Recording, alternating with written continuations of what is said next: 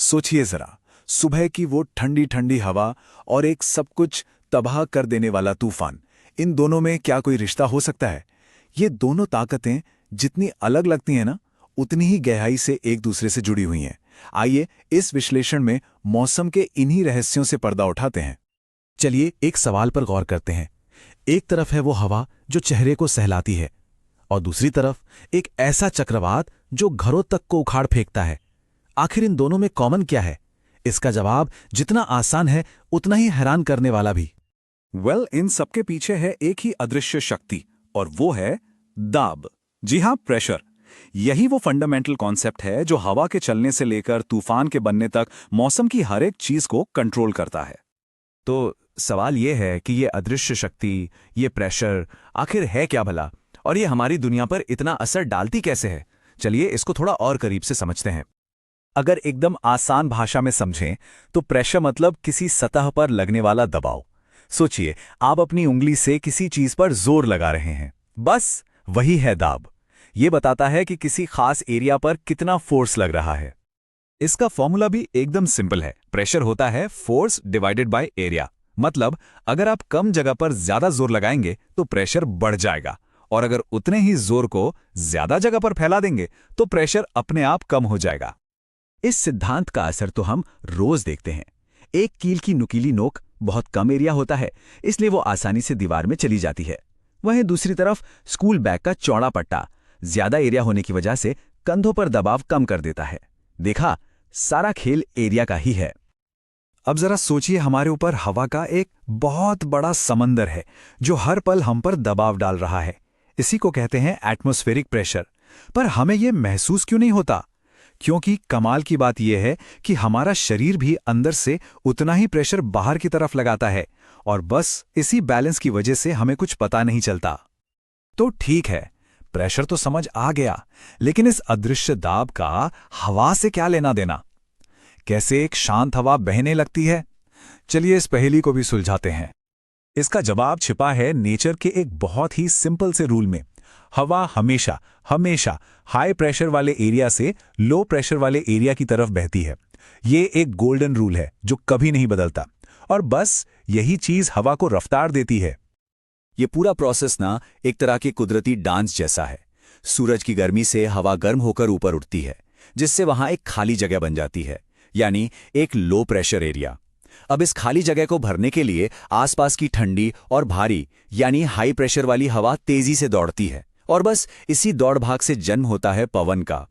और यहां एक और हैरान करने वाली बात है, जितनी तेजी से हवा चलती है उस जगह का प्रेशर उतना ही कम हो जाता है। इसका मतलब है कि तूफान में घर की छत कागज की तरह इसलिए उड़ जाती है क्योंकि छत के ऊपर हवा की तेज रफ्तार की वजह से प्रेशर बहुत कम हो जाता है, जबकि घर के अंदर प्रेशर ज्यादा होता है, और ये प्रेशर का अंतर ही छत को ऊपर की तरफ धकेल देता है। लेकिन जब प्रेशर और हवा का ये खेल और भी तेज और खतरनाक हो जाता है, तब जन्म होता है गरज और बिजली का, जो बड़े तूफानों के आने का संकेत होते हैं। एक थंडरस्टॉर्म या झंझावात तब बनता है जब गर्म और नमी से भरी हवा बहुत तेजी से आसमान की ओर उठती है। ये हवा ऊपर जाकर ठंडी होती है, जिससे बनते हैं विशालकाय बादल, और फिर होती है जोरदार बारिश। इन बादलों के अंदर हवा का जो ऊपर नीचे का खेल चलता है ना, वही इसे इतना खतरनाक बना देता है। और पता है, इन बादलों के अंदर एक असली ड्रामा चल रहा होता है। पानी की बूंदें और बर्फ के छोटे छोटे टुकड़े एक दूसरे से टकराते रहते हैं। इस रगड़ से पैदा होता है स्टैटिक चार्ज।